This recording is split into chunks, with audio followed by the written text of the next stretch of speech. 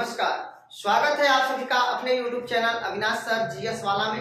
दोस्तों, जैसा कि आप लोगों को पता है कि मैं लगातार आप लोगों को एसएससी जीडी के लिए जीके जीएस का क्लास, हिंदी का क्लास दे रहा हूं। करंट अफेयर्स का भी मैंने आप लोगों को वीडियो बना करके दिया है और दोस्तों गणित के भी मैंने 2 वीडियो अपलोड कर दिया है। आज दोस्तों फिर से मैं गणित के कुछ महत्वपूर्ण प्रश्नों को लेकर आया हूं। बहुत ही महत्वपूर्ण प्रश्नों को मैं आपको बताने वाला हूं। तो आइए दोस्तों, बिना देर के हम लोग वीडियो की शुरुआत करते हैं। दोस्तों मैं बहुत ही बेसिक से बताऊंगा, तो आइए देखते हैं। दोस्तों सबसे पहला क्वेश्चन है कि एक परीक्षा में 42% अभ्यर्थी गणित में तथा 52% अभ्यर्थी अंग्रेजी में अनुत्तीर्ण हुए अर्थात फेल हुए। 17% विद्यार्थी दोनों विषयों में फेल हुए अर्थात अनुत्तीर्ण हुए। यदि दोनों विषयों में 46 अभ्यर्थी उत्तीर्ण हुए हों अर्थात पास हुए हों तो कुल अभ्यर्थियों की संख्या कितनी है। दोस्तों प्रश्न को समझिए, प्रश्न को समझना बहुत इंपॉर्टेंट है। किसी परीक्षा में 42% विद्यार्थी गणित में और 52% विद्यार्थी अंग्रेजी में फेल होते हैं और दोनों विषयों में 17% विद्यार्थी फेल होते हैं और दोनों विषयों में पास होने वाले विद्यार्थियों की संख्या 46 है। तो पास हुए अर्थात उत्तीर्ण हुए 46 विद्यार्थी उत्तीर्ण हुए हों तो कुल विद्यार्थियों की संख्या बतानी है। तो दोस्तों देखिए, 42% गणित में फेल हुए, कुल फेल की संख्या कितनी है? फेल विद्यार्थी 42% अब प्लस 52% ये फेल हो रहे हैं और दोनों विषयों में मिलाकर 17 फेल हो रहे हैं। दोस्तों देखिए 42 और 52 मिलाकर के हो जाएगा 94% और माइनस 17%। देखिए 14 में से 7 गया 7, 8 में से 1 गया 7, यानी 77% विद्यार्थी फेल हो गए। तो दोस्तों पास कितने हो गए? पास प्रतिशत बराबर देखिए 100 माइनस 77 बराबर 23%। 23% विद्यार्थी पास हो गए हैं और पास की संख्या है 46। दोस्तों एक लैंग्वेज मेरा याद रखिए, पास प्रतिशत बराबर पास संख्या और फेल प्रतिशत बराबर फेल संख्या। तो अगर पास संख्या उत्तीर्ण संख्या दिया गया है तो उत्तीर्ण प्रतिशत भी निकालेंगे। दोस्तों 23% बराबर 46 के तो 100% कितना होगा? 46 गुणे 100/23। दोस्तों हल करिए, 23 से कम 23, 23 गुना के 46, 100 दुआई 200। हमारा ऑप्शन नंबर बी सही हो जाएगा, ये 200।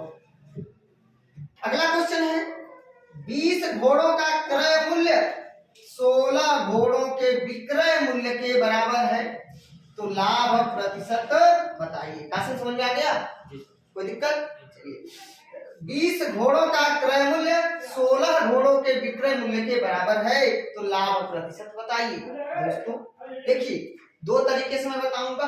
एक तो 16 घोड़ों का विक्रय मूल्य 20 घोड़ों के क्रय मूल्य के बराबर है, अर्थात 20 घोड़ा खरीदा गया, उसमें से 16 घोड़ा बेच दिया गया तो उसका क्रय मूल्य मिल गया, अर्थात 4 घोड़ों के बराबर उसको लाभ हो गया।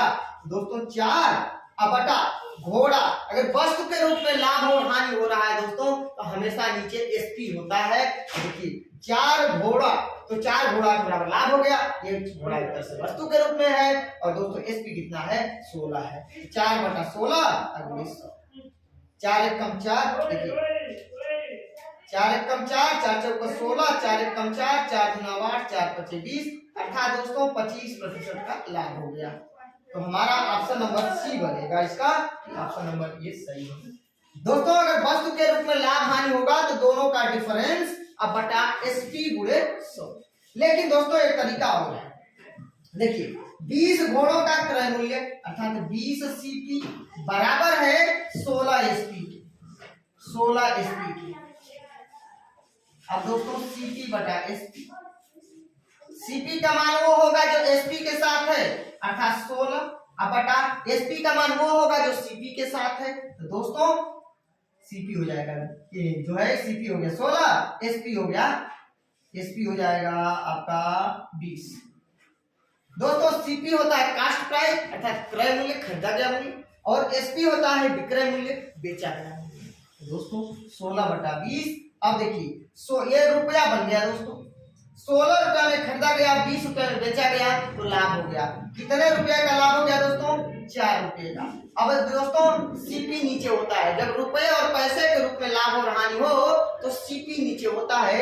यहाँ 4 रुपए का लाभ हो गया और सीपी हो जाएगा नीचे और गुणे 100, क्योंकि प्रतिशत पूछा गया है। अब हल कर देते हैं दोस्तों। 4 एकम 4, 4 चौके 16, 4 एकम 4, 4 गुना 8, 4 पचे 20, अर्थात दोस्तों 25% का लाभ हो जाएगा। ऑप्शन नंबर सी हमारा सही होगा। अब दोस्तों अगले क्वेश्चन की बात कर लेते हैं। वर्तमान में पिता अपने पुत्र से 3 गुनी आयु का है। 5 वर्ष पहले उसकी आयु पुत्र की आयु से 4 गुनी थी। वर्तमान में पुत्र की आयु ज्ञात करें। दोस्तों जो सबसे छोटा उम्र होता है उसी को मानते हैं। पिता और पुत्र में दोस्तों देखिए, पुत्र और पिता, पुत्र और पिता में पुत्र छोटा होगा। मान लिया पुत्र की वर्तमान आयु x वर्ष है। कह रहा है वर्तमान में पिता अपने पुत्र से 3 गुनी आयु का है, तो पिता हो जाएगा 3x। अब दोस्तों कह रहा है 5 वर्ष पहले। दोस्तों जब पहले पूछेगा तो वर्तमान से पहले आने के लिए घटाएंगे और बाद में जाने के लिए जोड़ेंगे, ध्यान रखिएगा। तो 5 वर्ष पहले पुत्र की आयु -5 और 5 वर्ष पहले पिता की आयु हो जाएगा 3x - 5। दोस्तों कह रहा है कि 5 वर्ष पहले उसकी आयु पुत्र की आयु से 4 गुनी थी। दोस्तों जो सबसे छोटा उम्र होता है ना उसी में गुणा करते हैं। पिता पुत्र में पुत्र छोटा होगा, पिता ऑलरेडी बड़ा है, अगर 4 का गुणा करेंगे तो पिता और बड़ा हो जाएगा। पिता पुत्र दोनों को बराबरी करने के लिए जो छोटा है अर्थात पुत्र जो छोटा है उसी में गुणा करेंगे। कितने का? 4 गुना, तो 204 का गुणा कर देंगे पुत्र में और अब बराबर हो जाएगा। अब मल्टीप्लाई कर दीजिए। 4 एकम 4x - 4 पचे 20 बराबर 3x - 5। अब हल कर दीजिए दोस्तों। 4x 3x को बराबर किधर लाएंगे तो -3x बराबर -5 और प्लस 20। दोस्तों 4 में से 3 गया, x बराबर 15। हमारा आंसर हो जाएगा ऑप्शन नंबर सी 15 वर्ष। अब दोस्तों अगले क्वेश्चन की बात कर रहे थे। चौथा नंबर क्वेश्चन, यदि ए बी तथा सी एक काम को क्रमशः 12 दिन 15 दिन तथा 18 दिनों में पूरा करते हैं तो तीनों मिलकर उस काम को कितने दिनों में समाप्त कर सकते हैं? तो दोस्तों यहां पर लिख लेंगे ए बी और सी। ए दोस्तों 12 दिन में कर सकता है, बी 15 दिन में कर सकता है और सी 18 दिन में कर सकता है। दोस्तों अब हम इन तीनों संख्याओं का निकालेंगे एलसीएम निकालेंगे। दोस्तों देखिए 12, 15 और 18 का एलसीएम क्या होगा दोस्तों? होगा 180। निकाल देते हैं एलसीएम दोस्तों। 12, 15 और 18। दोस्तों सबसे बड़ा नंबर 18 है। एकाएक एलसीएम का मतलब होता है वह छोटा से छोटा नंबर जो दिए गए सभी नंबर से डिवाइड हो जाए। दोस्तों देख लीजिए, ऐसे निकाल लीजिए। 2 छक्के 12, ये 15 हो जाएगा, 2 9 18, 2 3 6, ये होगा 15, ये होगा 9। 3 से काटिए, 3 एक कम 3, 3 बचे 15, 3 3 के 9। देखिए 3 एक कम 3, फिर 5 बचेगा 1, फिर 5 से काट दीजिए 1 1 1। 2 दूना 4, 3 12, 3 36, 36 बचे 180। हमारा जो एलसीएम होगा दोस्तों 180 होगा, 180 होगा। अब दोस्तों 12 का 180 में भाग दीजिए, कितना बच जाएगा? 12 कम 12, 18, 12 25 15। 15 का 12 है 180 में भाग दीजिए, 15 कम 15, 15 दूना के 30। 18 का 180 में भाग दीजिए, 18 का 180 हो जाएगा दोस्तों 180। दोस्तों आप देखिए 12, 15, 18 का हमने एलसीएम निकाला, 180 हो गया। 12 का भाग 180 में दिया 15 बार गया, 15 का भाग 180 में दिया 12 बन गया, और 18 का भाग 180 में दिया 10 बन गया। दोस्तों ये निकला एक दिन का काम। अब दोस्तों जो है एक दिन का काम निकल गया, दोस्तों 180 काम करना है तीनों को मिलकर। दोस्तों 180 बटा तीनों का योग कर दीजिए, 15 प्लस 12 और प्लस 10। दोस्तों 180 बटा 15 12 27 और 10 37 होगा। अब 37 का दोस्तों 180 में भाग करिए, 37 3 6 का 18 था दोस्तों, 5 बार भाग जाएगा, 5 7 35, 5 या 15 3 18। देखिए 5 बार में तो अधिक हो गया, इसलिए दोस्तों 4 बार भाग जाएगा पक्का पक्का। इसलिए 4 7 28 को 8, 4 7 12 और 12 2 14, कितना बचेगा? 10 में से 8 गया 2, 7 में से 4 गया 3, 4 सही 32 बटा 37 दोस्तों हमारा आंसर होगा। देखिए हमारा ऑप्शन नंबर ये सही होगा, 4 सही 32 बटा 37। दोस्तों इसका एक और तरीका है सॉल्व करने का, मैं बता देता हूं आपको अगला तरीका भी। देखिए ये एक काम तो 12 दिन में कर सकता है, इसका एक दिन का काम 1/12, बी जो है एक दिन में 1/15 काम करेगा, और सी उसी काम को एक दिन में जो है काम को 18 दिन में कर सकता है, एक दिन का काम 1/18 होगा। दोस्तों 12 15 18 का एलसीएम लेंगे 180 होगा, 12 का 180 में भाग करेंगे 15 बार जाएगा, 15 का 180 में भाग करेंगे 12 बार जाएगा, मतलब 12 का 180 भाग करेंगे 15 बार जाएगा, 15 एकम 15 प्लस 15 का 180 भाग करेंगे 12 बार जाएगा, 12 एकम 12 प्लस 18 धाम 180 और 10 एकम 10। दोस्तों यहाँ पे हो जाएगा जब जोड़ेंगे 12 और 15 12 और 15 हो जाएगा 27 और 27 और 10 37 बटा 180। दोस्तों ये एक दिन का काम निकल गया। पूरा काम कंप्लीट करने के लिए इसको उल्टा कर देते हैं, 180 में 37 का भाग कर देंगे, 4 सही 32 बटा 37 हमारा आंसर आ जाएगा। तो आप किसी भी तरह से क्वेश्चन लगा सकते हैं। अब दोस्तों अगले क्वेश्चन की बात कर लेते हैं, क्वेश्चन नंबर 5। एक गैरिसन में 1000 सैनिकों के लिए एक महीने अर्थात दोस्तों 30 दिन एक महीने का भोजन था। 10 दिन के बाद 1000 अतिरिक्त सैनिक गैरिसन में आ गए, शामिल हो गए। बचे हुए भोजन से सैनिक कितने दिन तक काम चला सकेंगे? दोस्तों देखिए सैनिकों की संख्या है शुरुआत में 1000, वो 30 दिन के लिए भोजन सामग्री था, लेकिन 10 दिन के बाद 1000 सैनिक और आ गए। तो दोस्तों अगर वो सैनिक नहीं आते 1000, तो बाकी 1000 सैनिकों के लिए वो भोजन 20 दिन और चल जाता। तो देखिए इसका फार्मूला m1 d1 बराबर होता है m2 d2, जहां m1 जो है जवानों की संख्या हो जाएगी या व्यक्तियों की संख्या, और d1 दिन हो जाएगा। वही m2 जवानों की संख्या हो जाएगी या व्यक्तियों की संख्या हो जाएगा, और d2 दिनों की संख्या हो जाएगी। तो दोस्तों 1000 सैनिक हैं, अगर जो नए सैनिक 1000 नहीं आते तो 10 दिन खाने के बाद 20 दिन और ये भोजन करते तो ये 20 दिन हो जाएगा बराबर। अगर 1000 सैनिक पहले थे, 1000 सैनिक और आ गए, कुल सैनिकों की संख्या 2000। ये कितने दिन तक चलेगा ये हमको पता करना है, बस हल कर दीजिए, आंसर आपके पास। दोस्तों देखिए 0 से 2 0 3 0 से 3 0 कैंसिल, 2 एकम 2 2 दहा में 20, हमारा आंसर हो जाएगा ये d2 है, d2 बराबर 10। दोस्तों हमारा ऑप्शन नंबर ए सही है बिल्कुल, तो ध्यान रखिएगा। अब आते हैं अगले क्वेश्चन की बात करते हैं। किसी घन के पृष्ठ का क्षेत्रफल 216 वर्ग मीटर है, तो उसका आयतन ज्ञात करें। दोस्तों बहुत ही इंपॉर्टेंट, बहुत ही अच्छा प्रश्न है। घन की सभी भुजाएं अर्थात लंबाई चौड़ाई ऊंचाई बराबर होती है। मान लिया घन की प्रत्येक भुजा ए, तो दोस्तों घन का जो क्षेत्रफल होता है वह घन का क्षेत्रफल 6a² होता है। इसको लिख देता हूं कि घन का, क्योंकि घन का पृष्ठीय क्षेत्रफल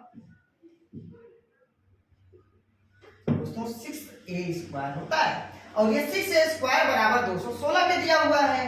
तो यहाँ पर हम लोग लिख सकते हैं 6a² बराबर 216 के। अब दोस्तों हल कर दीजिए, 6 एकम 6, 6 दूनी 18, 6 6 आके 36, a² बराबर 36, a² बराबर ये 6 का स्क्वायर, स्क्वायर से स्क्वायर कैंसिल, a बराबर 6 हो जाएगा।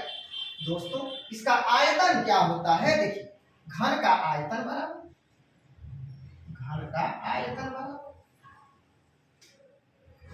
दोस्तों घन का आयतन होता है a का पावर 3। दोस्तों a का पावर 3 अर्थात दोस्तों a का मान 6 आ चुका है, तो 6 का पावर 3, 6 का पावर 3 का मतलब 6 गुणे 6 गुणे 6, 6 गुणे 6 गुणे 6 बराबर 216। तो दोस्तों हमारा ऑप्शन नंबर सी लिखा हुआ है 216 घन मीटर हमारा उत्तर हो जाएगा। अब दोस्तों अगले क्वेश्चन की बात कर लेते हैं, 7वां नंबर क्वेश्चन कि किसी घन के प्रत्येक कोण को 50% बढ़ा दिया जाता है तो इसके पृष्ठीय क्षेत्रफल में कितने प्रतिशत की वृद्धि होगी।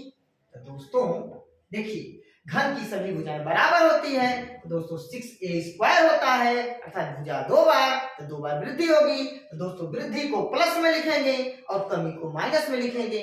तो दोस्तों देखिए 2 बार बढ़ाएंगे तो 50 प्लस 50 लिख दीजिए, अब प्लस 50 इंटू 50 और बटे 100 लिख दीजिए।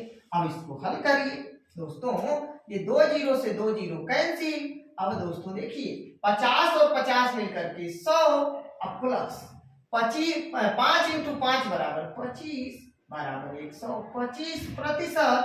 हमारा ऑप्शन नंबर बी सही है, 125%। तो दोस्तों ध्यान रखिएगा, किसी वृत्त की त्रिज्या में, किसी वर्ग की प्रत्येक भुजा में, किसी घन की प्रत्येक भुजा में, समबाहु त्रिभुज की भुजा में अगर दोस्तों क्षेत्रफल में परिवर्तन पूछे तो तुरंत ये वाला फार्मूला हम यूज कर सकते हैं। तो दोस्तों ये आपका समझ में आ गया होगा, 50 प्लस 50 प्लस 50 इंटू 50 बटा 100, जितना यहाँ जोड़िए उतना ही यहाँ पे गुणा कर दीजिए। अगर वृद्धि है तो प्लस का निशान लगेगा और कमी है तो माइनस का निशान लगेगा। बस हमारा आंसर आ गया 125%। अब दोस्तों अगले क्वेश्चन की बात कर लेते हैं, किसी त्रिभुज के कोण 1:2:3 के अनुपात में है तो सबसे छोटा कोण बताइए। दोस्तों त्रिभुज के तीनों कोणों का योगफल 180 अंश होता है। तो देखिए 1 2 3 जोड़ दीजिए, 1 + 2 + 3, 3 2 5 और 1 6। दोस्तों 6 यूनिट बराबर 180 के, तो 1 यूनिट बराबर दोस्तों 180 बटा 6, 6 कम 6 6 18 अर्थात 30 अंश। तो दोस्तों देखिए यहाँ पर एक अनुपात, देखिए 1:2:3 है। तो दोस्तों 1 यूनिट बराबर 30, तो 2 यूनिट बराबर 30 दूना के 60, 3 यूनिट बराबर 30 3 90। तो दोस्तों सबसे छोटा कोण 30 अंश और सबसे बड़ा कोण 90 अंश। बीच वाला कोण पूछेगा तो 60 अंश। सबसे छोटा पूछा गया तो हमारा ऑप्शन नंबर ए बनेगा, ए 30 अंश। कहेगा बीच वाला कोण बताओ तो बीच वाला कोण 60 अंश। कहेगा सबसे बड़ा कोण बताओ तो सबसे बड़ा कोण 90 अंश। अब दोस्तों अगले क्वेश्चन की बात करते हैं, प्रथम 5 अभाज्य संख्याओं का योगफल बताइए।